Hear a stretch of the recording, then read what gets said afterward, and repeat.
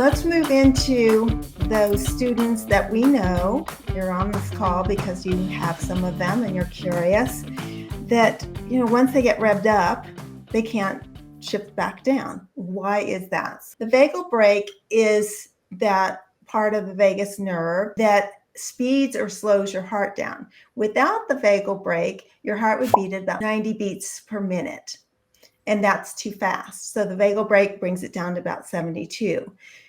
We need the vagal brake when we go out to recess and we get all revved up, and then we come back in and we have to quiet and get focused again into that focused learning energy. Our biology has to be in place to support the capacity to shift states, to move up and down that ladder. And then what does that look like in the education system or in the school? We have to make so many transitions during the day. These activities that you're sharing with us are going to be so fundamental in helping us shape, retune, ground. It's the same as if you're watching a movie and everybody's laughing and they laugh at a funny part, and then all of a sudden everybody gets quiet again for the next part. That's the vagal brake in action. Mm-hmm. So one of the activities is from Body Jive, and this is a CD back in the, well, it's probably a record at the time, back in the 70s, and I still love it. Anytime you play any kind of games that are freeze kind of games, like where they have to move and then they have to freeze, that is a way that you can help tune the vagal brake. So in this particular one, you brush your side, splash, splash, zonk, zonk, freeze. And there's a really nice song that goes with this. I don't know if it's on iTunes. I know you can still buy this CD. That sounds really old school. And there's so many activities on this that I've used that are really great.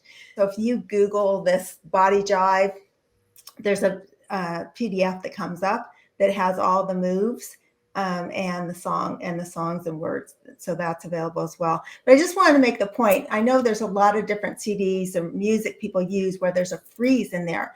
That is tuning the vagal brake. And in school moves, one of the things I've always said, and I always say for teachers and for all the support staff, is that at the end of any kind of an upbeat activity or at the end of something that was kind of energizing and the kids were really involved in it, that we always would do our calming routine. And that's the dots and the squeezing up the arm, that whole calming routine that we have, because that helps, that assists, right? That assists with the vagal brake, making that shift. Interesting about the vagal brake, years ago when I was trained in a marital therapy model, is that we would have each partner wear a, pulse oximeter.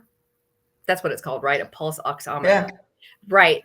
And the moment that someone's heart rate got past 90 or in the high 90s, conversations stopped. We were trained to stop the conversation because they knew as we were discovering this, it was that we couldn't access, reasoning. We began to lose track of the other person. There's no longer a we, it becomes I. And when we become just the I and we lose the we, we're going to naturally go into a defensive state. Or I can look back on that and go, oh, they were talking about the vagal brake and we just didn't have that phrase for it then, but we do now. Right. Yeah, that's really interesting that once the heart rate goes up, everything goes offline, doesn't it? Yes. Yep. And that's what we see in the playground, where two students can be playing very nicely and then it turns into a fight. Right? The sympathetic response, something happened, student got angry, and then you have this whole sympathetic response. Yes. Yeah. After recess, what schools are doing is students line up against a wall, if they have an outside wall, and they all do wall push-ups. That is a signal to the nervous system that we're shifting. We're shifting into this learning state. We're going from this playful state to hopefully still playful in the classroom, but a little bit more focused state.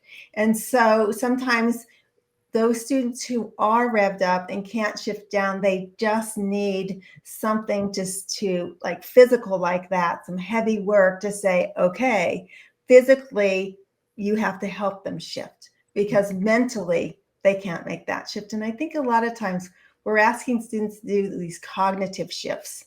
Now that comes after they can do it physically. So you have to have them be able to make that physical shift And then that story, the mind starts kind of making sense of what's going on in the body. The stories look very different, Rev, than they do when you're in a ventral state. So if you don't have the I Can Calm Myself routine, you can get it on my homepage at schoolmoves.com. That's a great way to help with that vagal brake retuning. All right, so rhythmic tracking. Now, this isn't big. It's not like running and stopping. It's not like red light, green light. It's more subtle, but I think it's still really an effective way we can do it. So those of you who do School Moves and have this poster, you can be thinking of this now, just looking at it through a different lens, right? We're taking what we already do. We're not adding. We're just looking at it a little bit differently through that neurophysiology, through the polyvagal theory. So in this activity, children are partnering and they do right, like patty cake, right, left, pause, both, left, left. Now, as I was creating these posters, I put pauses in there because the students I worked with, I noticed I used to say it this way. They don't have a pause button. Like they're all or nothing. They're all out or they're stopped, all together. It's like there's nothing in between. You can make the movement bigger. You can jump to the right, jump to the left, pause, jump with both feet. I mean, you can do anything you want. It's right, left, right? You can raise your arm right, raise it left. You can make it as big or as small a movement as you want. We bring balls in right, left, pause, both. And there's so many different ways and so many different things you can do with this one poster. It's the developing and cultivating the pause. And I like that. Yeah. Developing and cultivating the pause. That's because I see that. I see that they don't have a pause button. Right. And, it's a beautiful thing to be able to see this through the lens of polyvagal, because instead of saying, I've got to get their logic going and convince them that they need to take that pause. We can't work at that level. We work at the body level, at the ventral level, and through movement. Yeah. And that's how we build their capacity, their resilience, to be able to develop that flexibility of their autonomic nervous system. You think about in classrooms, they're right, left, pausing all the time, aren't they? Pass out the papers, we get going, then we have to stop, then we have to line up for recess, and we got to go to recess, and we have to stop again, eat, then we have to come back down the hallway quietly. And I mean, it's a lot of this in schools constantly. Can I ask you, have a teacher do that prior to learning a new concept in the classroom? When would you add this? With these kinds of activities, there's some different ways to use them. I always go back to a tier 1, tier 2, and tier 3. It just makes sense to me. So tier 1 is what will we do with the whole class.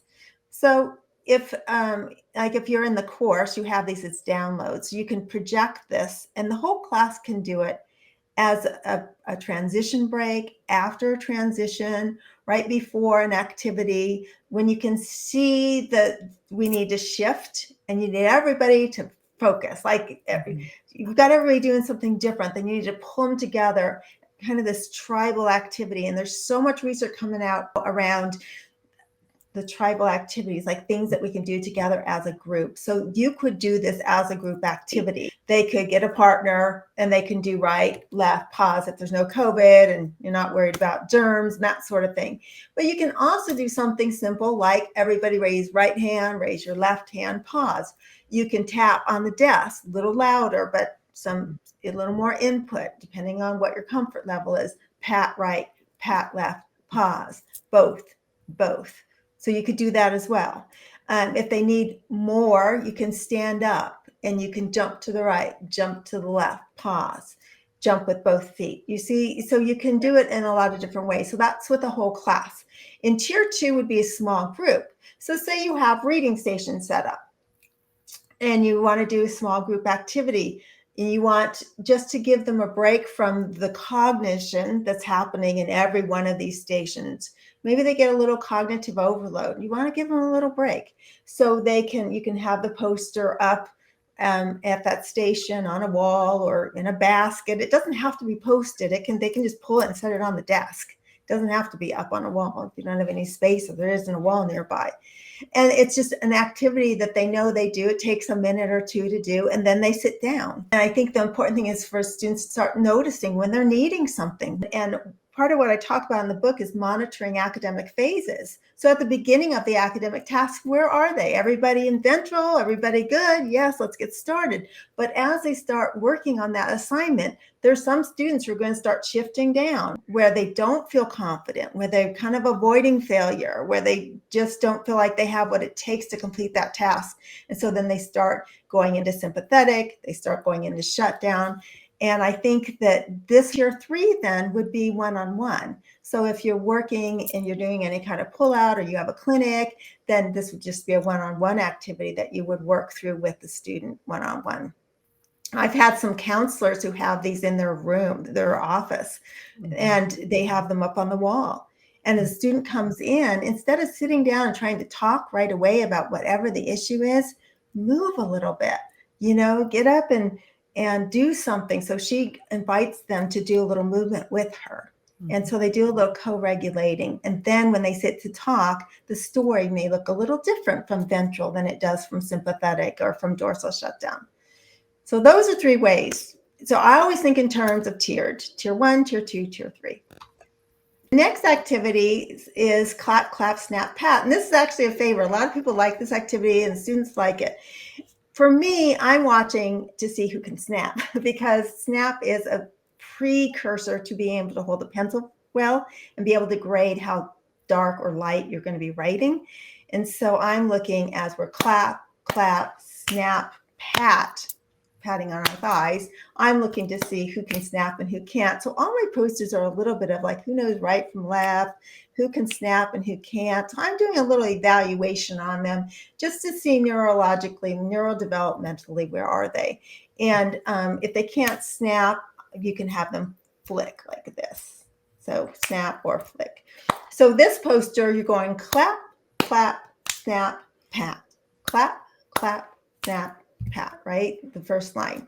Then the second line is clap, it's the same thing. Then the third line is clap, snap, snap, pat, clap. So it's changed up a little bit, right? Then if you go to the 5th line, it goes clap, snap, pat, pat. So each line, every second line changes. Now if you go down to 8, this is where you can see, again, I put a pause in there. So now it's pat, pause, snap, clap.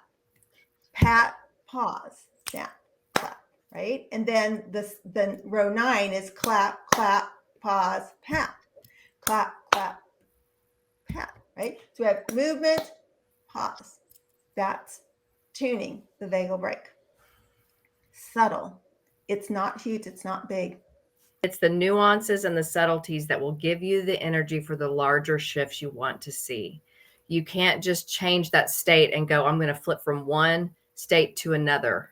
It's not a light switch. It is a gradual, nuanced, subtle shifts of energy and movement. You can use music, like music that's about 70 beats per minute. Because of that beat being the same as a heart rate, that's going to help with that shifting. That's going to help big time. And some people ask me about metronomes too. Like, should we put a metronome on? Right, left. I would say first, let students find their own internal metronome, find their own internal rhythm, because that's less stressful. I think when they hear that metronome, they feel like they're going to have to already be on that beat. And that's really hard to keep a steady beat for a lot of children. So I would first just let them do it with you, with another student at their own pace. And then when they know it pretty well, and they're starting to want to challenge, that's a really good time to introduce some music that they love, that you love. And it's super fun to do music with these posters. It just changes it. Talk about a really cool ventral experience, getting you in that learning place. It's pretty neat to add that music to it. So Cheryl asked, where are the posters available? So those are, they're called Focus Moves posters. They're at my website. I've been selling them for 20 years and I haven't even changed them. It's kind of amazing that they just, you don't need to. They've just stood the test of time, Yes. and then I've taken those posters and even expanded them. In the online classroom, I've made all kinds of ways you can add academics to them. So you can do the different activities, and there's a box above. And so as they tap right, they say a word, tap left, they say a word. So I've done some of that with it. And I've also created magnetic boards so that you can cut the letters out, the right, left, and you can make your own pattern. They can cut them out. Good old days when I used to glue them on the paper, but an actual hands-on activity where, so it's taking that poster and making it, tactile. Mhm.